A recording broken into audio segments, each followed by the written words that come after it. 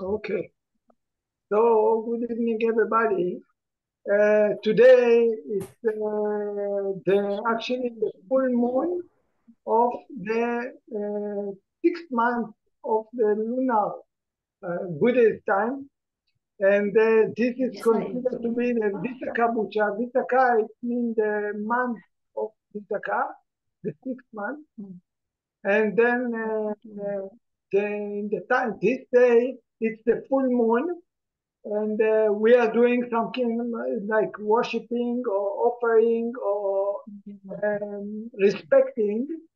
And we have, according to the Buddha life, this happened today, three things which is important. The birthday of the Buddha, the dying of the Buddha, and the enlightened day of the Buddha. So actually Sunday in the Zoom with the Zoom of Dhammatalk, I present the birthday of the Buddha. I talk some fact about the birth of the Buddha. Today I want to talk about the dying of the Buddha, and this I will use the sutta, one of the important or very deep sutta, which called Maha-parinibbana Sutta. Maha is the great, Pari is the final, okay? And then you say all around or all together or complete or ending, and nirvana. And nirvana it means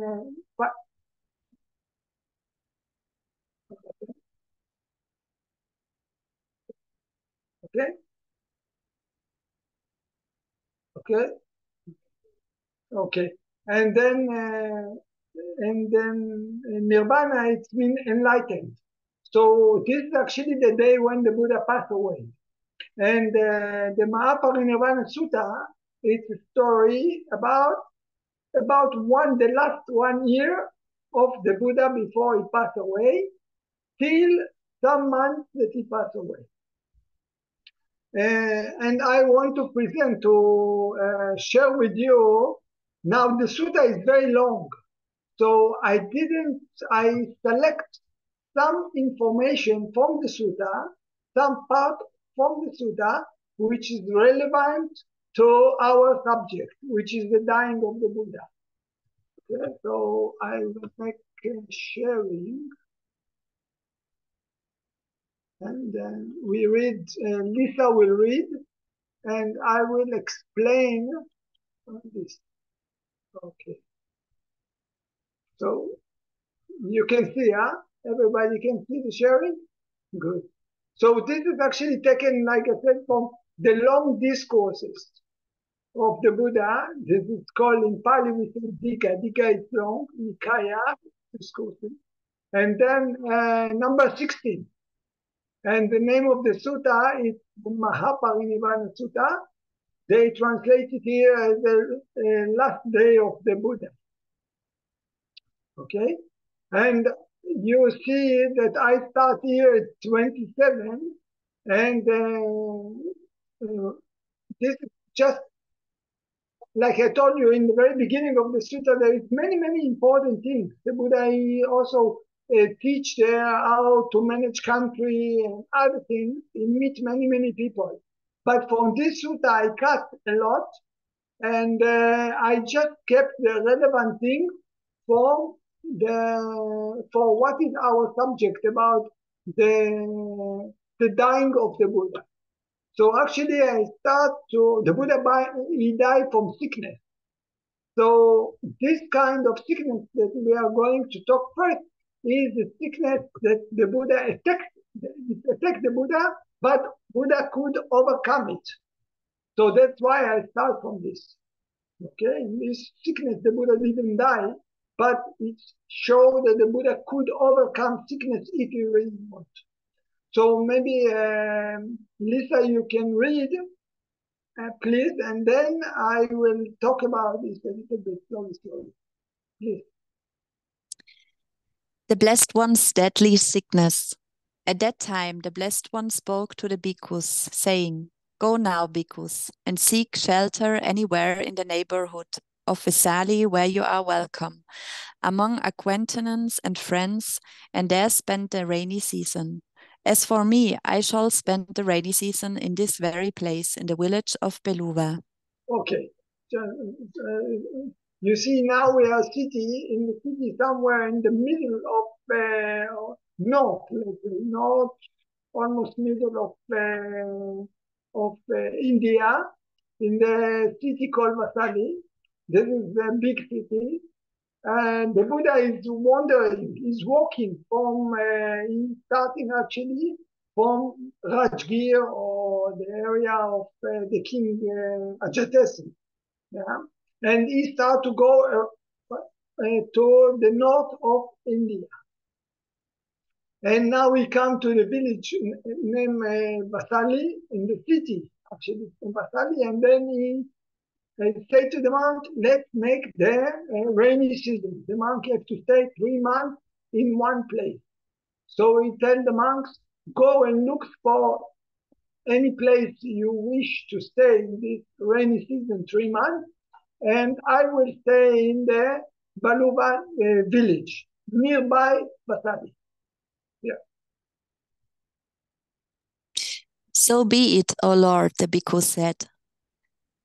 But when the Blessed One had entered upon the rainy season, there arose in him a severe illness, and sharp and deadly pains came upon him.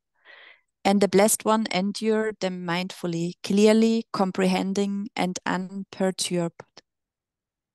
Then it occurred to the Blessed One, "It would not be fitting if I came to my final passing away without addressing those who attended on me, without taking leave of the community of bhikkhus. Then let me suppress this illness by strength of will, resolve to maintain the life process and live on." You see what happened? The Buddha had special power, some energy. Later we talk about this.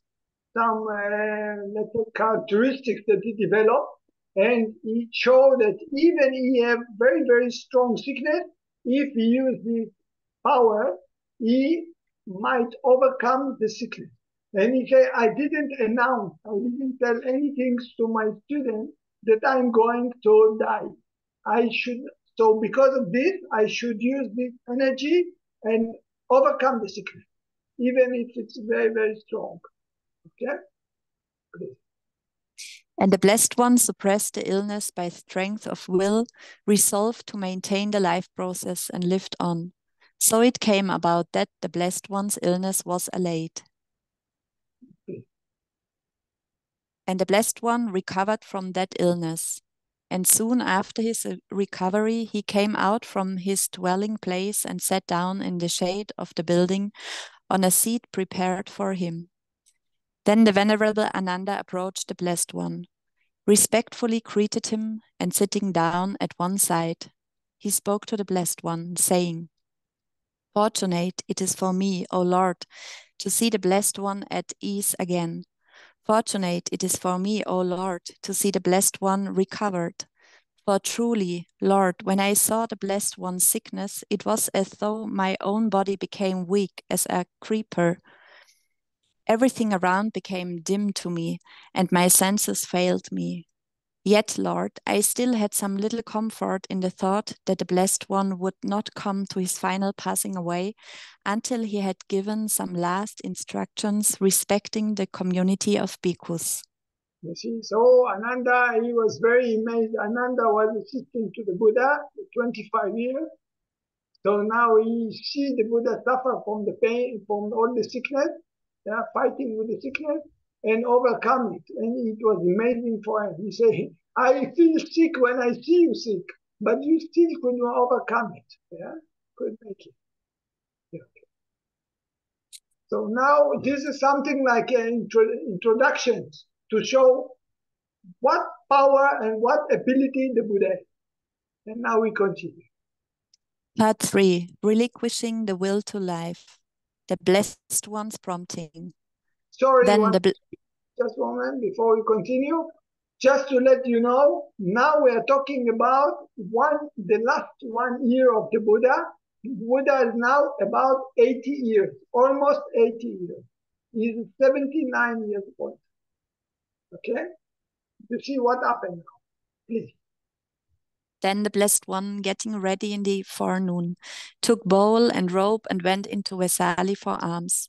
After the alms round and meal on his return, he spoke to the Venerable Ananda, saying, "Take up a mat, Ananda, and let us spend the day at the Kapala shrine." "So be it, Lord."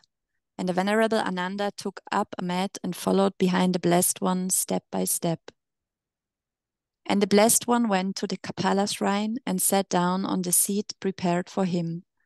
And when the Venerable Ananda had seated himself at one side after he had respectfully saluted the Blessed One, the Lord said to him, "Pleasant, Ananda, is Vesali. Pleasant are the shrines of Udena, Gotamaka, Satambaka, Bahuputa, Sarandada, and Kapala." And the Blessed One said, "Whosoever, Ananda, has developed, practiced, employed, strengthened, maintained, scrutinized, and brought to perfection the four constituents of psychic power could, if he so desired, remain throughout a world period or until the end of it. The Tathagata Ananda has done so. Therefore, sorry, one moment. You see what happened? What actually the Buddha is doing here? They sit together with Vasali. And he is now 80 years, okay? And what actually the Buddha is doing here, he give hint to Ananda to ask him to stay long life. Because now Buddha, he complete something, he complete his life already 80, very old, okay? He will explain it later to Ananda. But he gives to Ananda hint. He tell him something like, if you ask me, I can use this power. I told you about psychic power the Buddha developed. And the Buddha said, I developed this power, I can extend my life. If you push me, if you really want me, for you, I will extend my life to 100 years. Because now I reach 80 years. So he gave hint to Ananda to ask him to stay longer life. But Ananda is not understanding it. Yeah, please. Therefore, the Tathagata could, if he so desired, remain throughout a world period or until the end of it. But the Venerable... Our life can be 100 years.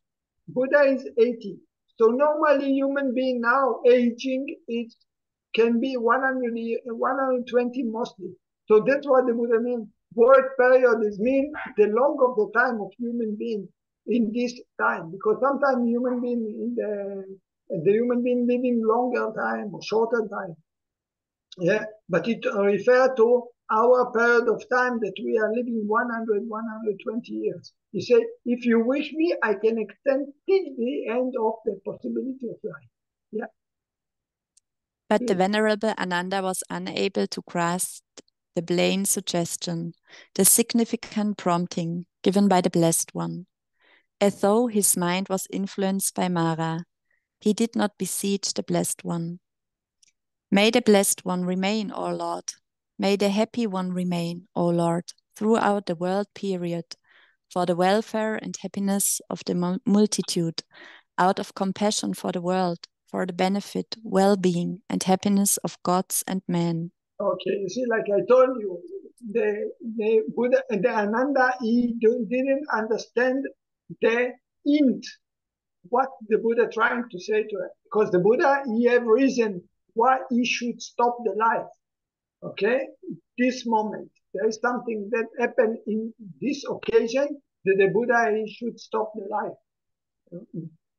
But Ananda didn't understand that he should ask him to stay. So the Buddha will not, because Buddha don't just want to live for himself. He live out of compassion. But human being ask me to ask, or someone ask me to ask the Buddha to stay. And Ananda didn't understand the hint of the Buddha. Please. And when for a second and a third time the Blessed One repeated his words, the Venerable Ananda remained silent. Then the Blessed One said to the Venerable Ananda, "Go now, Ananda, and do as seems it fit to you." "Even so, O Lord." And the Venerable Ananda, rising from his seat, respectfully saluted the Blessed One, and keeping his right side towards him, took his seat under a tree some distance away. Okay, you see, okay, so Buddha tried to give 3 times into Ananda. Ananda didn't understand him. So, okay, let's do whatever you want to do. And then they are separated, okay? Ananda's going, sitting somewhere, the Buddha going another place. And then you see what happened now. Mara's appeal. And when the Venerable Ananda had gone away, Mara, the evil one, approached the Blessed One. And standing at one side, he spoke to the Blessed One, saying, "Now, O Lord, let the Blessed One come to his final passing away. Let the happy one utterly pass away. The time has come for the parinibbana of the Lord." You see what? Mara is kind of angels that he actually is angels, is a good. And that's why normally if he will come in the good size for us. He will talk about merit, talk about precept, he will talk about good things, okay? That we should be good because he's angels. But he have the interest to keep us in the samsara. So when he will come, he will all the time talk in a nice way, but try to keep us in. So you see what the Mara coming, he see that Ananda didn't say anything, so he take it advantage on this, and then he come to use the time to tell the Buddha that now is the time for him to pass away. But he have reason to tell the Buddha to pass away, because something happened now in this occasion that the Buddha should, if they tell him to go, he should go. He cannot push himself more than this, because, please. For the Blessed One, O Lord, spoke these words to me: "I shall not come to my final passing away, evil one, until my bhikkhus and bhikkhunis, laymen and laywomen, have come to be true disciples, wise, well disciplined, apt and learned, preserves of the Dhamma, living according to the Dhamma, abiding by the appropriate conduct, and having learned the Master's word, are able to expound it, to preach it, proclaim it, establish it, reveal it, explain it in detail, and make it clear, until, when adverse opinions arise, they shall be able to refute them thoroughly and well, and to preach his convincing and liberating Dhamma." Okay, you see what happened. That after, in the moment that the Buddha reached enlightened, Mara, that time, I'm talking about 45 years ago, when the Buddha just get enlightened, Mara come to the Buddha and say, "You should not teach, you should not teach." But the Buddha told them, "I will teach." And he promised to Mara that he will continue teaching till he have what we call 4 assembly, 4 kind of people. Monk, men, monk, woman. You see already, sometimes people say that the Buddha didn't want bhikkhuni to be. But actually, Buddha, in the moment that he get enlightened, he already knew that bhikkhuni will be. Okay?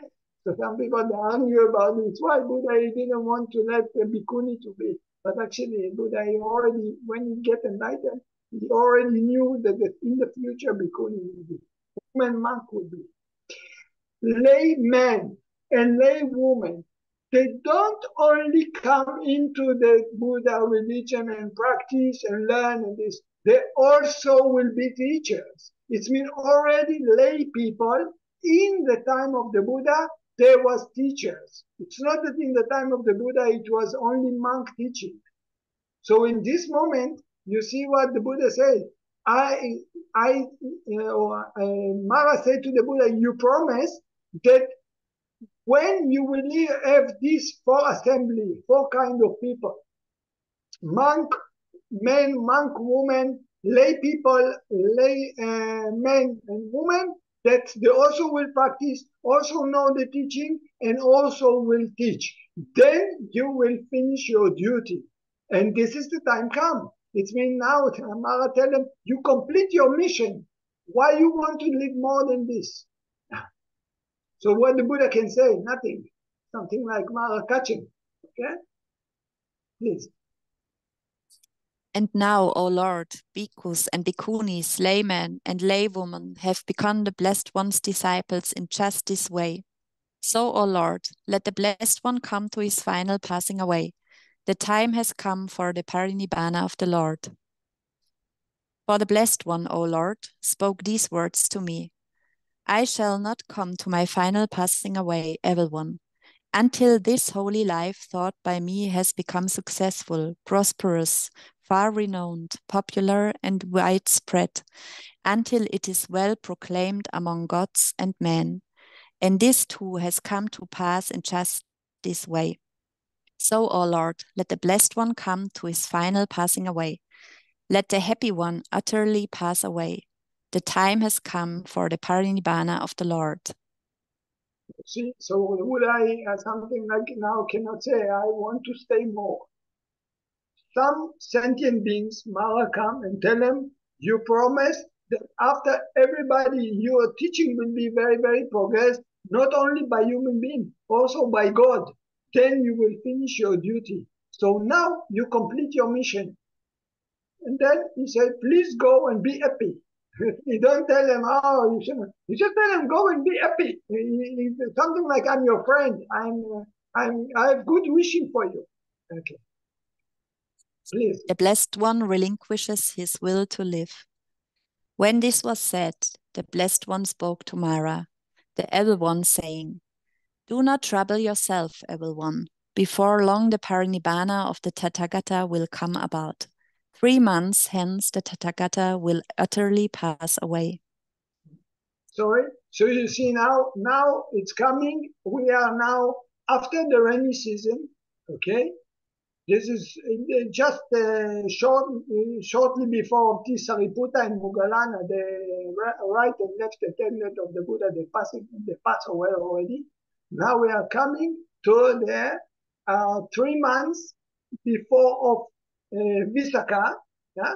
And then it's actually, this is Maha-parinibbana. Yeah, you know, Maha-parinibbana is the time when the Buddha preached to the 1,250, I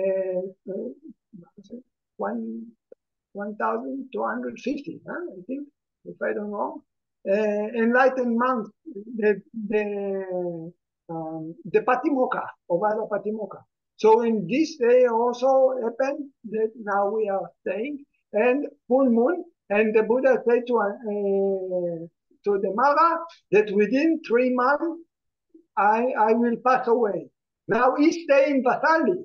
So from now he's going to travel from Vasali. He will die in Kusinara. So he will try to travel all this way 3 months. Okay, please. And at the Kapala shrine, the Blessed One thus mindfully and clearly comprehending renounced his will to live on. And upon the Lord's renouncing his will to live on, there came a tremendous earthquake, dreadful and astonishing, and thunder rolled across the heavens. And the Blessed One beheld it with understanding, and made this solemn utterance. So you see what happened in this moment? When it was the Buddha, he left his will to live, it became big earthquake around all the universe, and also flash of light. Yeah. What causes life, unbounded or confined? His process of becoming, this the sage renounces. With inward calm and joy he breaks, as though a coat of mail, his own life's cause. Then it came to the mind of the Venerable Ananda. Marvelous it is indeed, and most wonderful. The earth shakes mightily, tremendously, dreadful and astonishing it is, how the thunders roll across the heavens. What could be the reason, what the cause, that so mighty an earthquake should arise? So actually, Ananda asked himself, what is this reason that there is the earthquake? And then Buddha actually explained him that the earthquake comes because he left the will to live. And you see, we come to the 11. For me, I skipped because the Buddha explaining about 8 different reasons why there is earthquake. For example, in the day that the Buddha dying, also when the Buddha died, also there is earthquake. Then when Buddha get enlightened, there is earthquake. So there is different timing like this, but I took it out because it's not really relevant to us. Also, one thing he mentioned that in this earthquake and the light that come to be, the angels in the universe, some of them living in the darkness. So this flash of light lighting everywhere. So the angels suddenly they can see each other there. So they think, wow, there is a rebirth, and other angels coming nearby us. Something that suddenly they can see them. This is also mentioned in the sutta. If anyone want to read it, you can read it by yourself in the sutta. Otherwise, it will be too long, all this information. So I can say that I just collect what is the important thing. So please. Mara's former temptation. There was a time, Ananda, when I dwelt at Uruvela on the bank of the Naranjara river, at the foot of the goatherd's banyan tree, soon after my supreme enlightenment. And Mara, the evil one, approached me, saying, Now, O Lord, let the blessed one come to his final passing away. Let the happy one utterly pass away. The time has come for the parinibbana of the Lord. You see now the Buddha is telling to Ananda the story about why he let go his life. That he meets Mara when he just get enlightened in Uruvela. Uruvela is the place where the Buddha used to sit and get enlightened. Yeah. So the Buddha is telling to Ananda the story in the moment that he get enlightened, what happened, the conversation between him and Mara at that time, 45 years ago. Yeah. And then?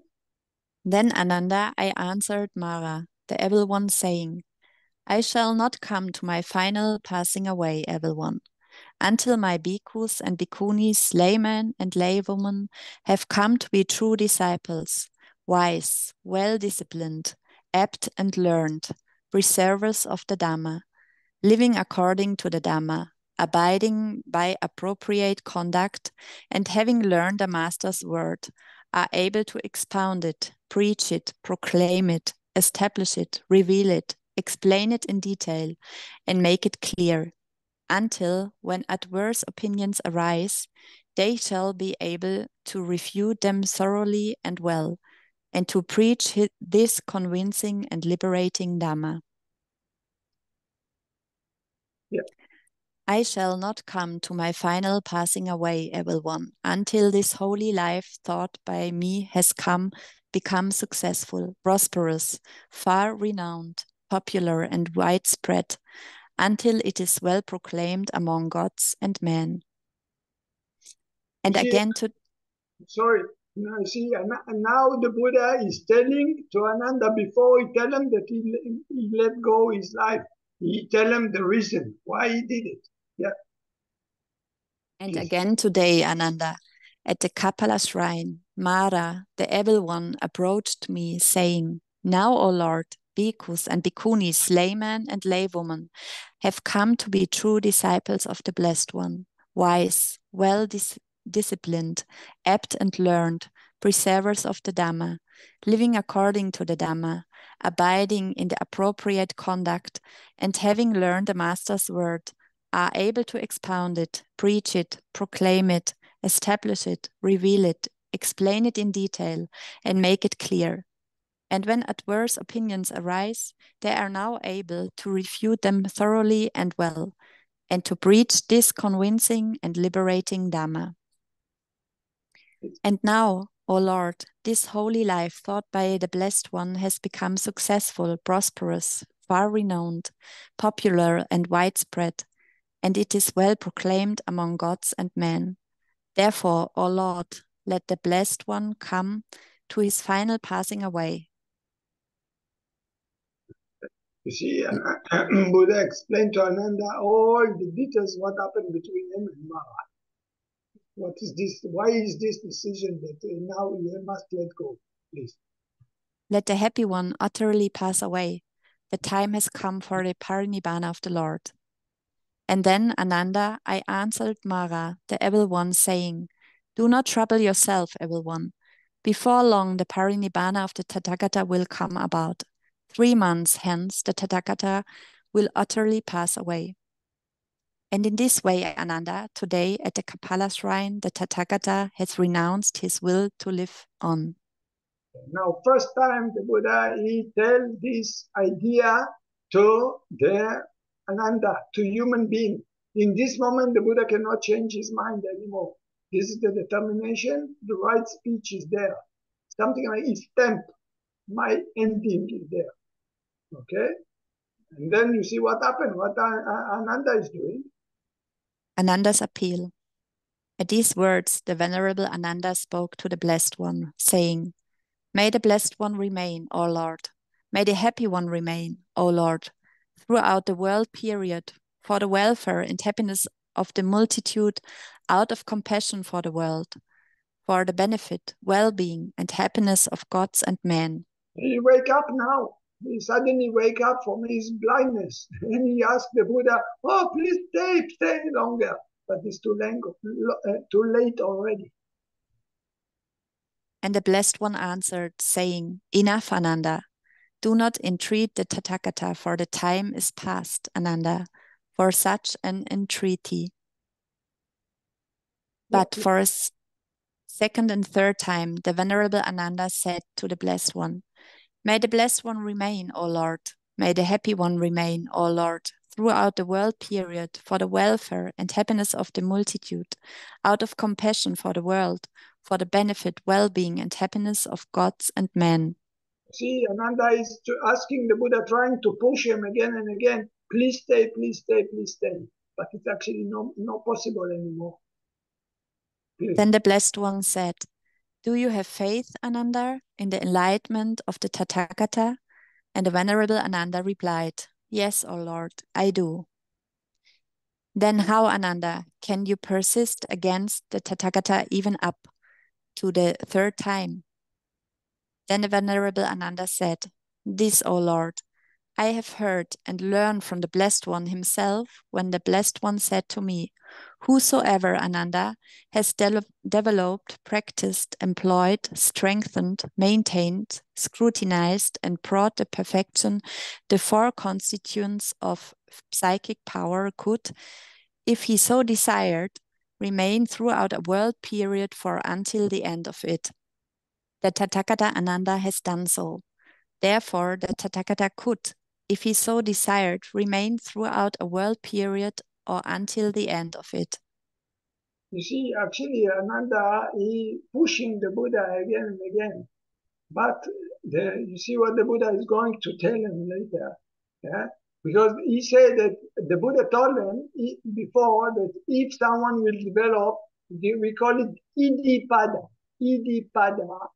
It's the 4 great powers to success. It's in Pali, it's Chanda, Virya, Jita, and Vibhanga. Chanda, it's the wanting, the will, okay? Virya, it's effort. Jita, it's a focus on your target, what you want. And Vibhanga, it's like investigating. I should go like this, I should not get, I should go like this. Everything is with concentration, all of them connect to concentration, wisdom. And the Buddha said to Ananda that if someone will develop these 4 things, he will be able to success everything. And this is the reason that if Buddha would use it, he could stay till the end of 100 years, something like this. And so Ananda telling the Buddha again and again, use it, you can do it. But actually, it's too late already, okay? And did you believe it, Ananda? Yes, O Lord, I did. Yeah. Then, Ananda, the fault is yours. Herein have you failed, inasmuch as you were unable to grasp the plain suggestion, the significant prompting given by the Tathagata, and you did not then entreat the Tathagata to remain. For if you had done so, Ananda, twice, the Tathagata might have declined, but the third time he would have consented. Therefore, Ananda, the fault is yours. Herein have you failed. You see what Ananda said, what the Buddha said to him. I told you that if someone developed this for great power, he can do it. Did you believe me? Did you believe on this? Ananda said yes. So why you didn't ask me before when it was relevant to ask me? He said. So you didn't ask me. So now this is your fault that I left the life, go the life.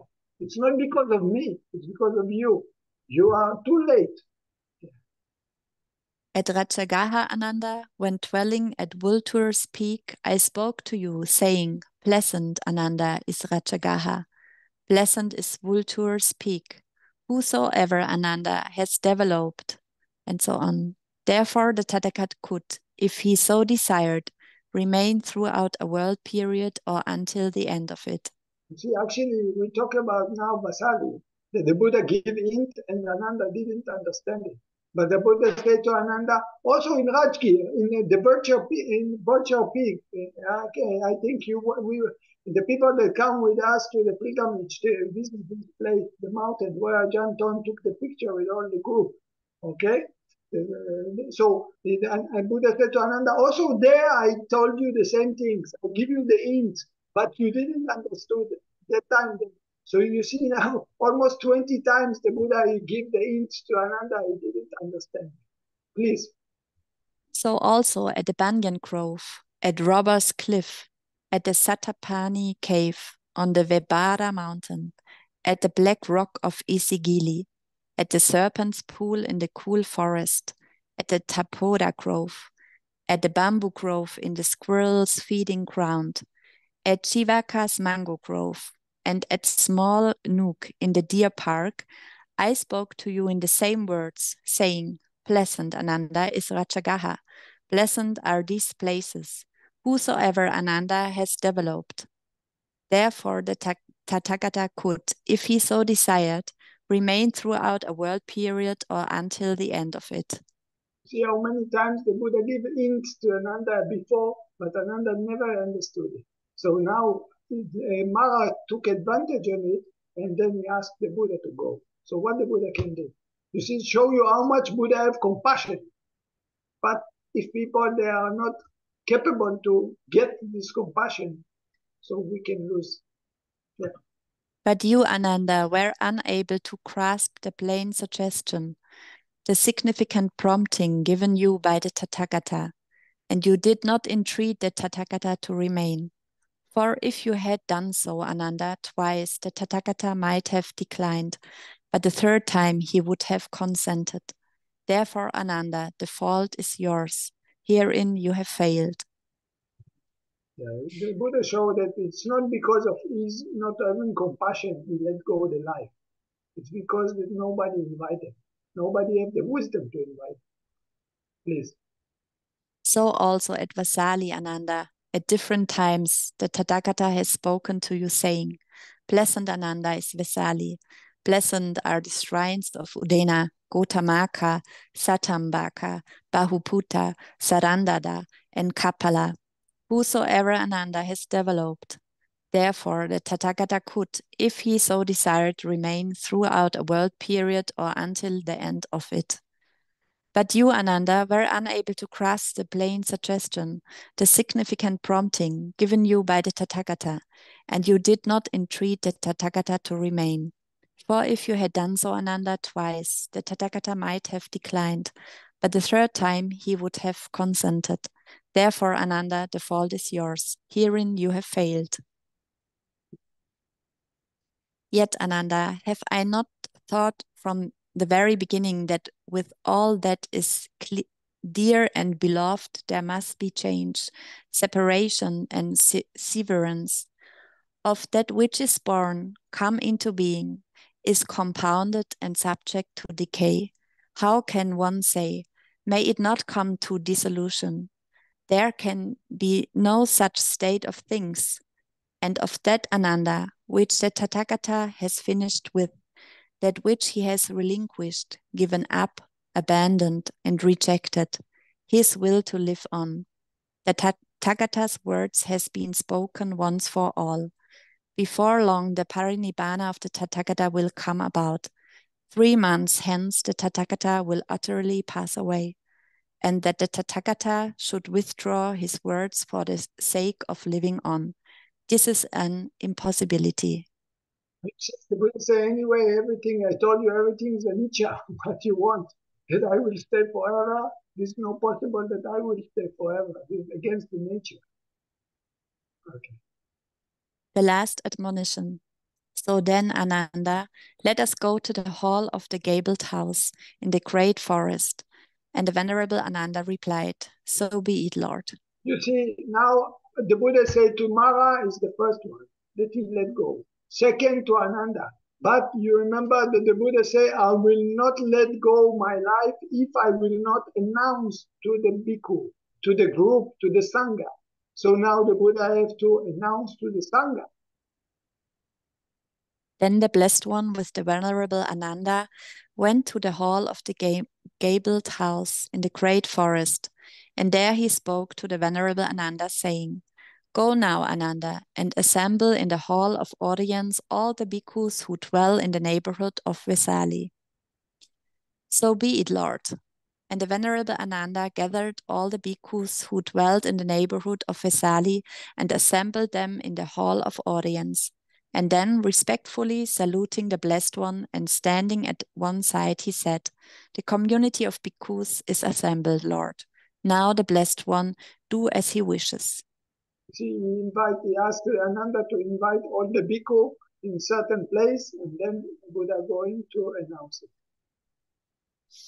Thereupon the Blessed One entered the hall of audience, and taking the seat prepared for him, he exhorted the bhikkhus, saying, Now, O bhikkhus, I say to you that these teachings of which I have direct knowledge and which I have made known to you, these you should thoroughly learn, cultivate, develop, and frequently practice, that the life of purity may be established and may long endure, for the welfare and happiness of the multitude, out of compassion for the world, for the benefit, well-being, and happiness of gods and men.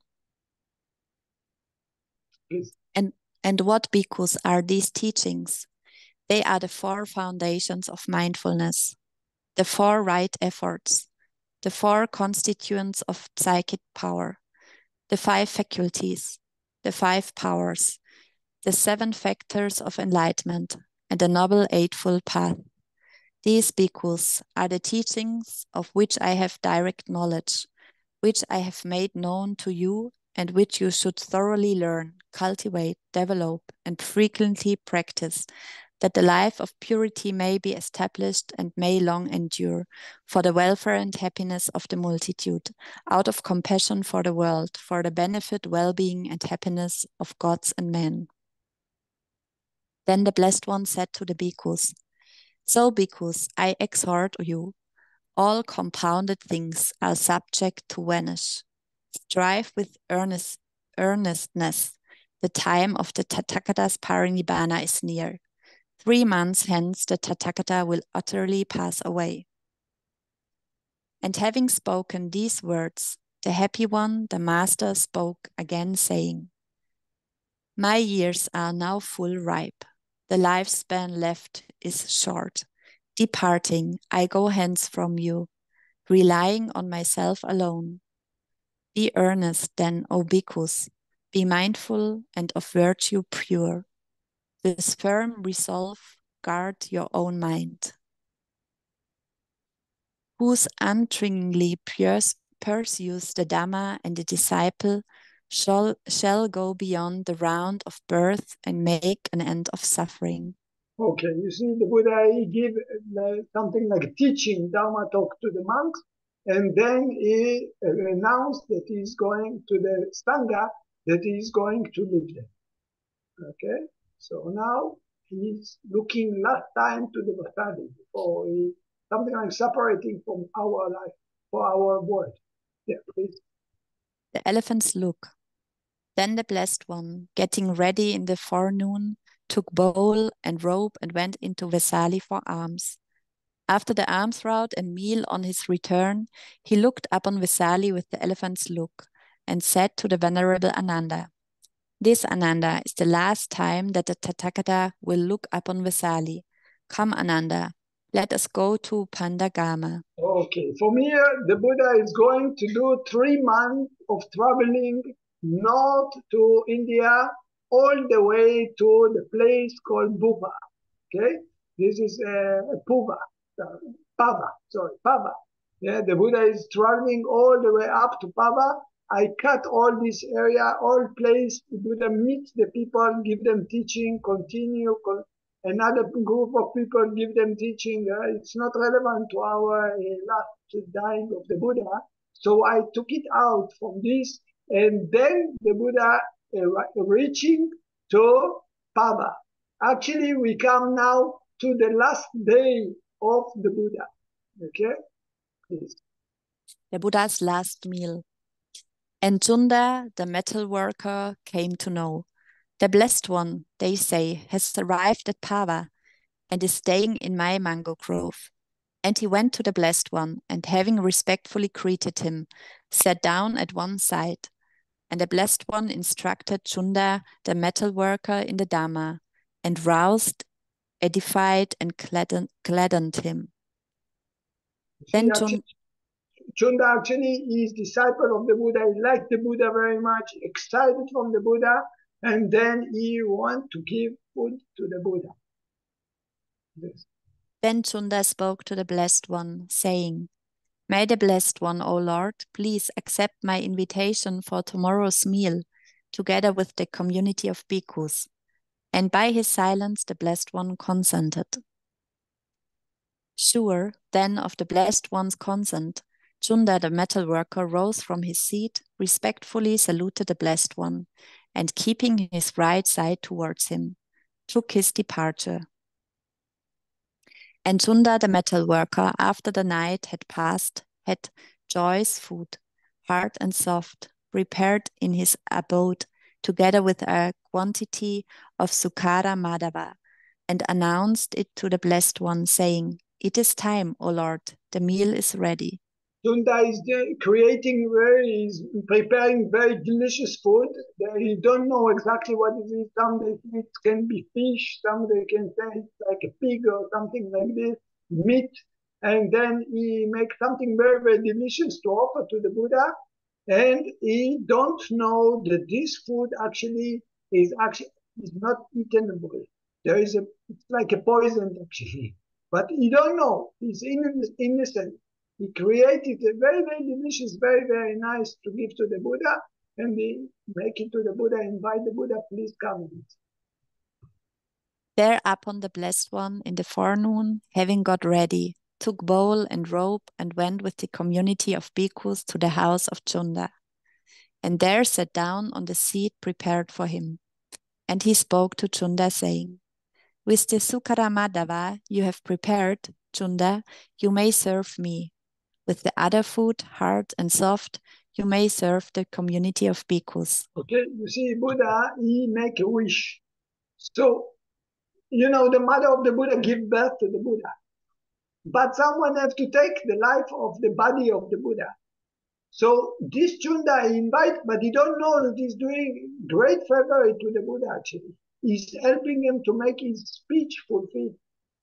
And the Buddha see that this food is not eatable, but this food can be served for stopping the body. So that's why the Buddha said to him, nobody will eat this food. Nobody can eat this food. Only the Buddha can eat it.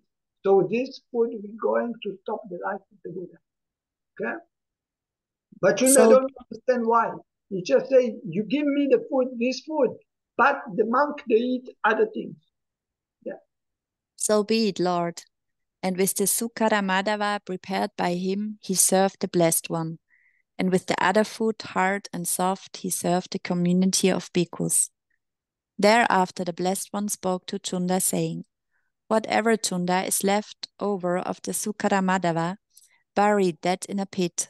For I do not see in all this world with its gods, Maras and Brahmans, among the host of ascetics and Brahmans, gods and men, anyone who could eat it and entirely digest it except the Tathagata alone. You see what he said to Chunda? He told him, after I finish eating, I'm the only one can eat it actually. Nobody can eat, even not animal. So he told them, dig very deep under the ground and cover it, that even not animal will take it. Please. And Chunda, the metal worker, answered the Blessed One, saying, So be it, O Lord. And what remained over of the Sukkara Madhava he buried in a pit. Then he returned to the Blessed One, respectfully greeted him, and sat down at one side. And the Blessed One instructed Chunda, the metalworker, in the Dhamma, and roused, edified, and gladdened him. After he rose from his seat and departed. You see what happened? Till now, we are talking about all these long sutta. We are talking about almost 1 year. The Buddha make form vasali, that he make the wish that he's going to finish the life.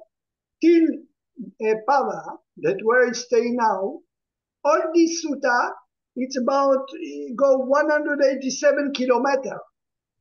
Okay? And this 170 kilometers, this is almost, he covered it with 3 months. Now we're coming only for the last day. It means the Buddha he was not sick 3 months. He was sick only in the final day. Okay? Please. And soon after the Blessed One had eaten the meal provided by Chunda, the metalworker, a dire sickness fell upon him, even dysentery, and he suffered sharp and deadly pains. But the Blessed One endured them mindfully, clearly comprehending and unperturbed. He stayed totally neutral. Even the blood coming out when you go toilet, and very suffering, cutting. But he stayed neutral. Yeah. This is 1 day before he passing away. Yeah. Then the Blessed One spoke to the Venerable Ananda, saying, Come, Ananda, let us go to Kusinara. And the Venerable Ananda answered, So be it, Lord. We are talking now Kusinara Pava, it's only 8 kilometers. It means all these 187 kilometers the Buddha making all the way in the sutta. But now we're coming only the final. If we talk about when the Buddha started to be sick, till he died, it's only 1 day. And this 1 day, the Buddha walked only 8 kilometers. And this 8 kilometers from Pava to Kusinara is going to stop about 25 times. Yeah. When he had eaten Chunda's food, I heard, with fortitude the deadly pains he bore. From the Sukkara Madhava a sore and dreadful sickness came upon the Lord. But nature's pangs he endured. Come, let us go to Kusinara, was his dauntless word. Okay. The clearing of the waters. Now on the way, the Blessed One went aside from the highway and stopped at the foot of a tree. And he said to the Venerable Ananda, Please fold my upper robe in 4, Ananda, and lay down. I am weary and want to rest a while. So be it, Lord. And the Venerable Ananda folded the robe in 4 and laid it down. And the Blessed One sat down on the seat prepared from him and said to the Venerable Ananda, Please bring me some water, Ananda. I am thirsty and want to drink. And the Venerable Ananda answered the Blessed One, But just now, Lord, a great number of carts, 500 carts, have passed over, and the shallow water has been cut through by the wheels, so that it flows turbid and muddy. But the Kakuta River, Lord, is quite close by, and its water are clear, pleasant, cool, and translucent. It is easily approachable and delightfully placed. There the Blessed One can quench its thirst and refresh his limbs. Now I want to show you something. The Buddha, I told you he's going to stop many times on the way. But now he stopped and he said to Ananda, please give me to drink. But there is a small pool nearby. There is small water nearby. And then Buddha said, please give me from their water. But Ananda, he said, this is dirty water. How can you drink this one? So Buddha said to Ananda again, please give me water from this. So Ananda said, but it's dirty. There is a river not far from here. And then you see this shows some power of the Buddha, that Buddha is. Okay? So again and again, the Buddha, 3 times the Buddha said to Ananda, give me the water, give me some water to drink. Ananda said, it's dirty water, no to drink from here. Drink from the river nearby. Yeah. But the second time, the Blessed One made his request, and the Venerable Ananda answered him as before. And then, for a third time, the Blessed One said, please bring me some water, Ananda. I am thirsty and want to drink. Then the Venerable Ananda answered, saying, so be it, Lord. And he took the bowl and went to the stream. And the shallow water, which had been cut through by the wheels so that it flowed turbid and muddy, became clear and settled down, pure and pleasant as the Venerable Ananda drew near. You see what happened? Ananda then he said, okay, Buddha push me. So Ananda come to take water from this dirty water. Suddenly the water became pure, good water for drinking. So Ananda was amazing. Huh? You see? Then the Venerable Ananda thought, marvelous and most wonderful indeed is the power and glory of the Tathagata. And he took up water in the bowl and carried it to the Blessed One and said, marvelous and most wonderful indeed is the power and glory of the Tathagata. For this shallow water, which had been cut through by the wheels so that it flowed turbid and muddy, became clear and settled down, pure and pleasant as I drew near. Now let the Blessed One drink the water. Let the Happy One drink. And the Blessed One drank the water. Okay, just I put it because I wanted to show you the power of the Buddha.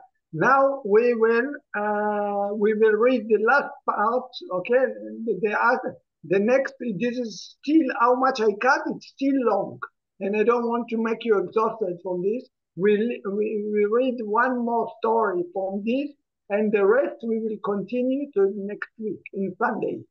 In the Dhammachari making in Sunday, then we continue the rest in Dhammachari in Sunday. So we read one more story that happened, and then if you want, we can ask questions. Please. Pukusa the Mala. Now it so happened that one Pukusa of the Mala clan, who was a disciple of Alara Kalama, was passing by on his way from Kusinara to Pava. And when he saw the Blessed One seated at the foot of a tree, he approached him, respectfully greeted him, and sat down at one side. And he spoke to the Blessed One, saying, marvelous it is, Lord, most wonderful it is, Lord, the state of calmness wherein abide those who have gone forth from the world. Okay, you see, now this man, he actually, this Pukusa, the students of the first teacher of the Buddha. Alara Kalama is the first teacher of the Buddha also. Okay, so he don't know that actually the Buddha started study with Alara Kalama before, but he come and sit down and he see the Buddha. He don't know that Buddha sick. Actually, Buddha sick is gone diarrhea with the blood, but he see the Buddha so calm, so peaceful. And wow, amazing how this monk so quiet and peaceful. So Buddha have some talks with Pukusa. They have some conversation about the power of the energy of the Buddha and the Alara Kalama. And the Buddha is showing them that Buddha is much more strong than Alara Kalama actually. But this, if you want, you can read by yourself. And after finish the conversation, and Pukusa was very, very happy about the Buddha, he want to give the Buddha robes. Yeah. And soon after Pukusa of the Mala clan had departed, the Venerable Ananda arranged this set of golden-hued robes, burnished and ready for wear, about the body of the Blessed One. But when the set of robes was arranged upon the body of the Blessed One, it became as though faded, and its splendor dimmed.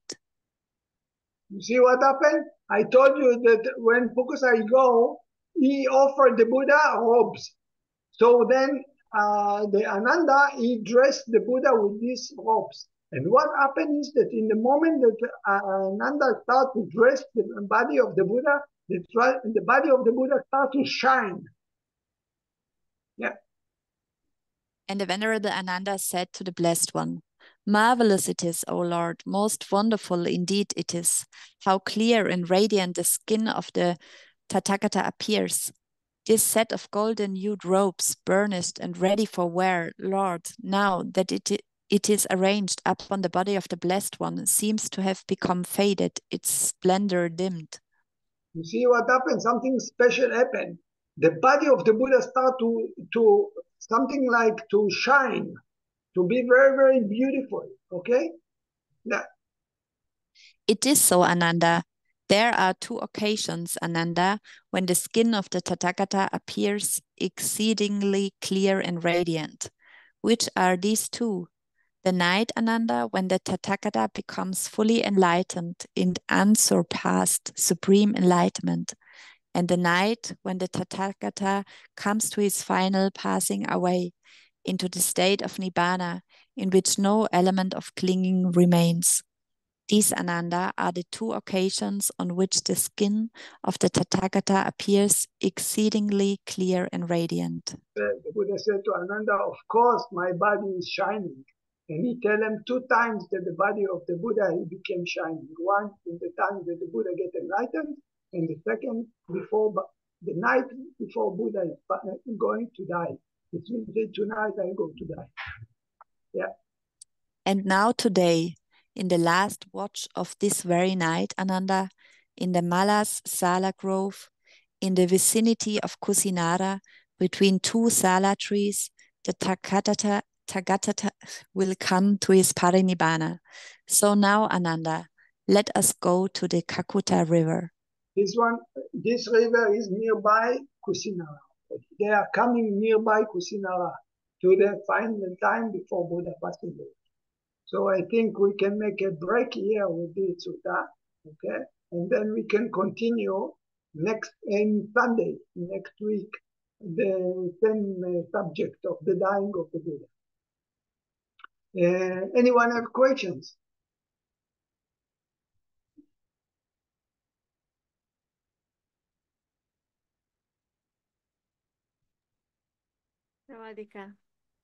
Good evening.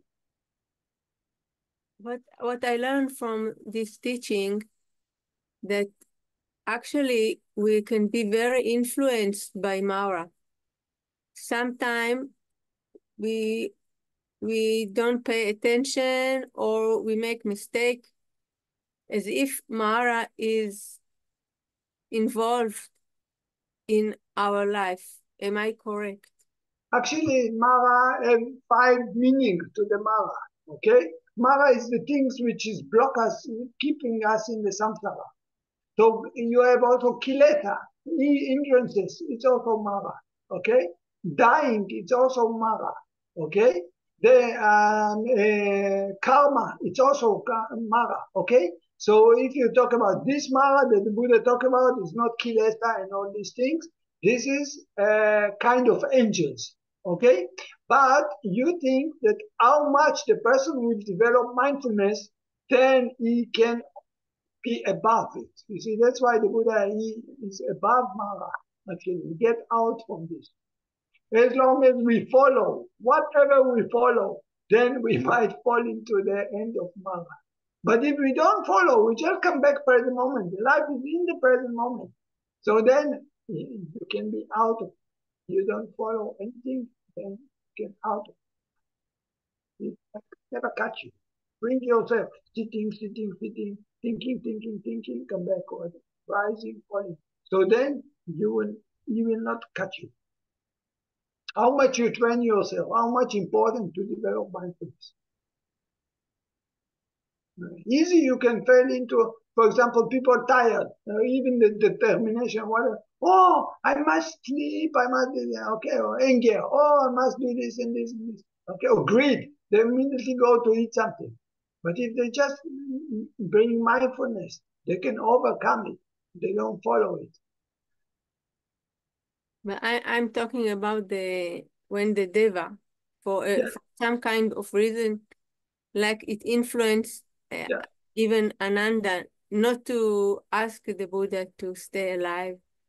Because you think first Ananda is Sotapanna here, okay? He's in the stage of Sotapanna. He's not yet enlightened, okay?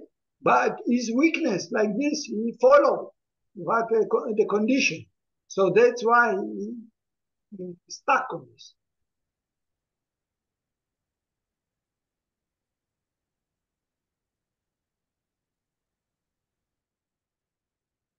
You understand?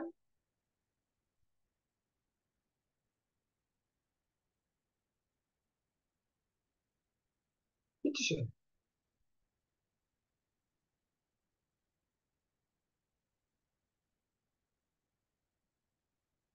Later on, you see that also Ananda is so weak that he started to cry. He was Sotapan, so he's starting to cry. They would have told them, don't cry. Everything is anicca. You should not cry.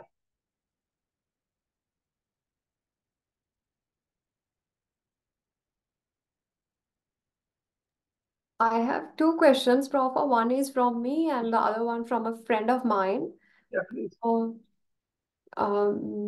Do the full moon days have something to do with the concentration which the Buddha was reaching? And the second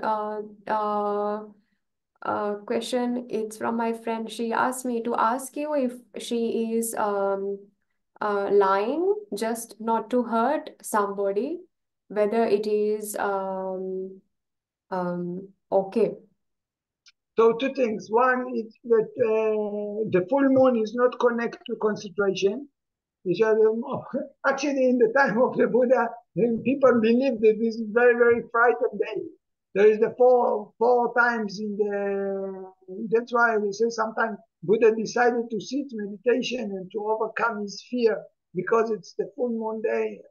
Maybe the people are afraid that ghost is coming and they're superstitious like this. Okay, so if like this, even it's a fearful night. Okay? So it's not only that it's not increasing concentration, it's even blocking the people because of this. And they say Buddha, they believe maybe the Buddha took advantage of this fearful night to overcome his own fear. Okay? So this is about the night, which is full day. It's not about concentration things. And the second, again, you ask. She asked me to ask you if she's lying, Ah, because just not to hurt somebody, because if she tells the truth, that person might get hurt. Is it also like breaking the precept or not? Like she asked this. you should not tell lie anyway. Whatever, you don't need to say everything, okay? If you think that something which might hurt people, you don't necessary to tell. But you don't need, sometimes you smiling, sometimes you moving the head, sometimes you have different way how to inform or to respond to other people. But anyway, you should not tell something which is not true. Thank you. Sometimes we are smiling, sometimes we're moving the head, sometimes we do other things. So we just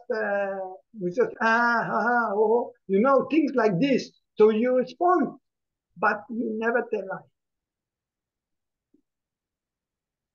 Thank you. Okay.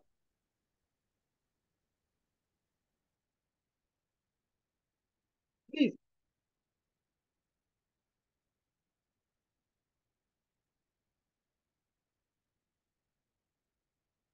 Good. So if no more questions, we can pay respect one more time to the Buddha Dhammatalk. Thank you.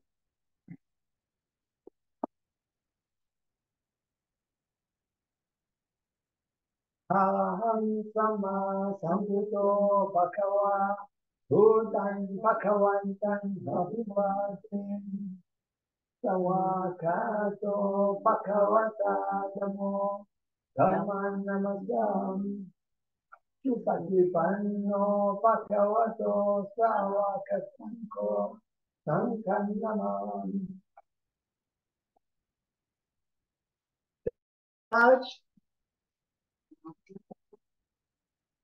a nice evening and bis zum nächsten Mal. So the continue should be in Sunday next week, and after the chanting of Dhammachari. Thank you. Thank you, Prabhupada. Welcome. Thank you. Toda Thank rabba. you. Bye bye. Sadhu, sadhu, sadhu. Sadhu, Laila Tov. Thank you, Lisa. Danke.